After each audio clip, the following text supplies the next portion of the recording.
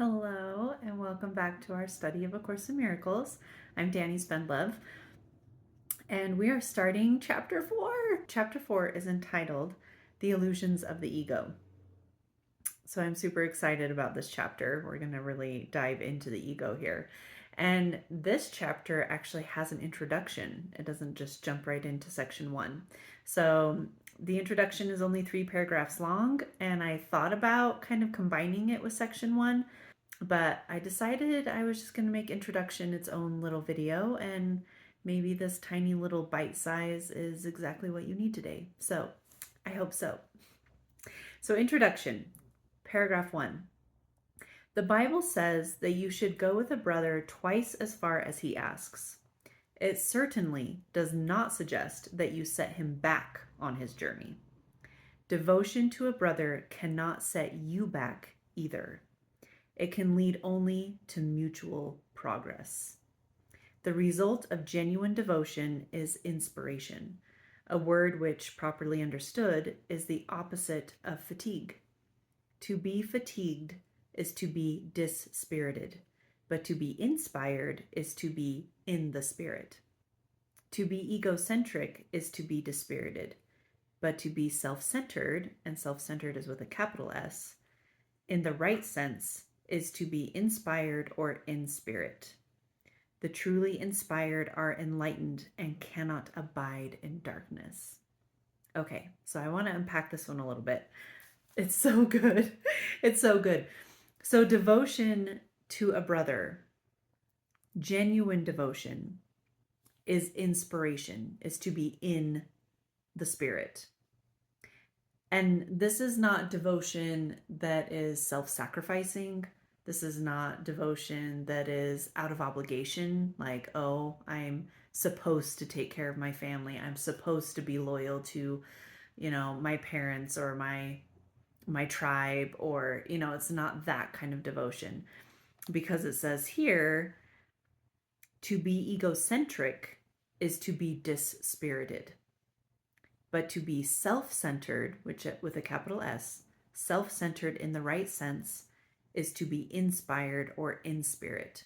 So when you are centered, like literally centered, right? Centered on who you truly are, this perfect creation of the creator of perfection, when you are truly centered on that, it is the same as genuine devotion to your brother.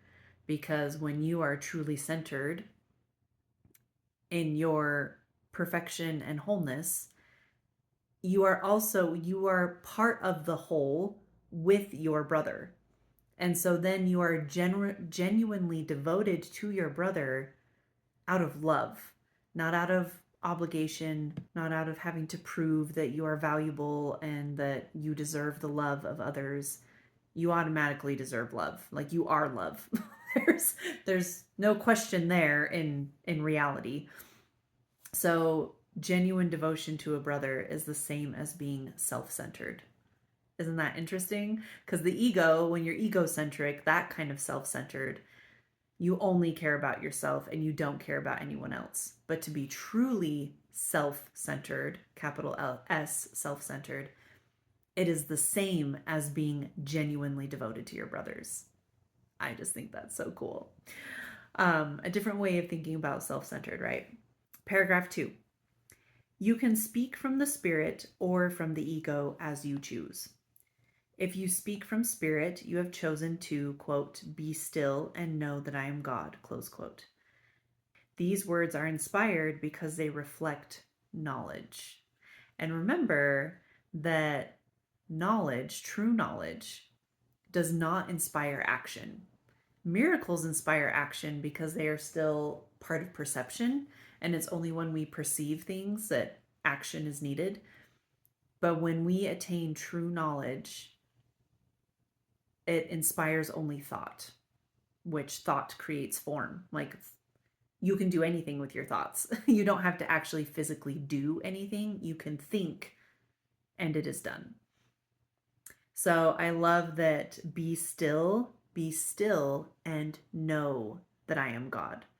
So it's not go out and do and know that I am God. It is be still, do nothing, and know. If you speak from the ego, you are disclaiming knowledge instead of affirming it, and are thus dispiriting yourself.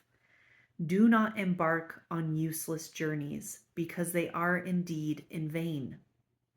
The ego may desire them, but spirit cannot embark on them, because it is forever unwilling to depart from its foundation.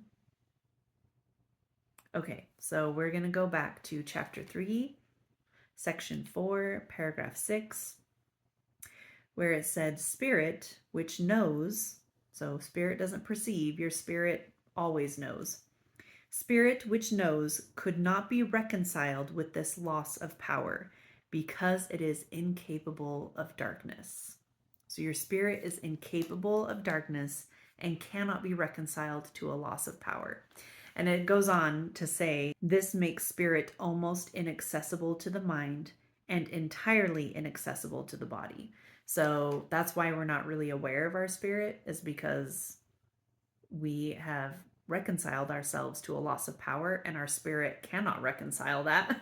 and so we distance ourselves from our own spirit. So I thought that this was interesting. Do not embark on useless journeys, because they are indeed in vain. The ego may desire them, but spirit cannot embark on them, because it is forever unwilling to depart from its foundation. And foundation is with a capital F. So that's why these useless journeys are so dispiriting, because our spirit literally will not go on that journey. It cannot be parted from its foundation.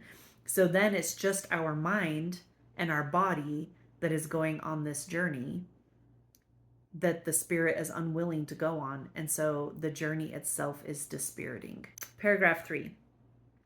The journey to the cross should be the last, quote, useless journey, close quote. Do not dwell upon it, but dismiss it as accomplished. So this journey to the cross, dismiss it. Like, it's done. Stop going on these journeys to the cross. It'll explain more. If you can accept it as your own last useless journey, you are also free to join my resurrection. And remember, it's the resurrection that is the foundation of the atonement, not the crucifixion. So once you can give up this journey to the cross that you feel like you have to take, you can join Christ in the resurrection, which was the actual point of the whole atonement. Until you do so until you accept the resurrection, until you do so, your life is indeed wasted. It merely reenacts the separation, the loss of power, the futile attempts of the ego at reparation, and finally the crucifixion of the body or death. Such repetitions are endless until they are voluntarily given up. So our lives are just going to be a repetition of going to the cross, suffering there, our ego trying to make it right by having all these laws and all these rules and all this shame and guilt. And we're just going to continue like on repeat, like wash, rinse, repeat, wash, rinse, repeat. But it's this really awful, painful journey that is not necessary. And we are wasting our lives if that's all we're doing, because we're just reenacting the separation over and over and over again. That is a waste. So such repetitions are endless until they are voluntarily given up. Do not make the pathetic error of, quote, clinging to the old rugged cross, close quote. The only message of the crucifixion is that you can overcome the cross. Until then, you are free to crucify yourself as often as you choose. This is not the gospel I intended to offer you. We have another journey to undertake, and if you will read these lessons carefully, they will help prepare you to undertake it. So you can choose to go on this journey and cling to the old rugged cross. You can do that if you choose. But that was not the gospel that Christ intended.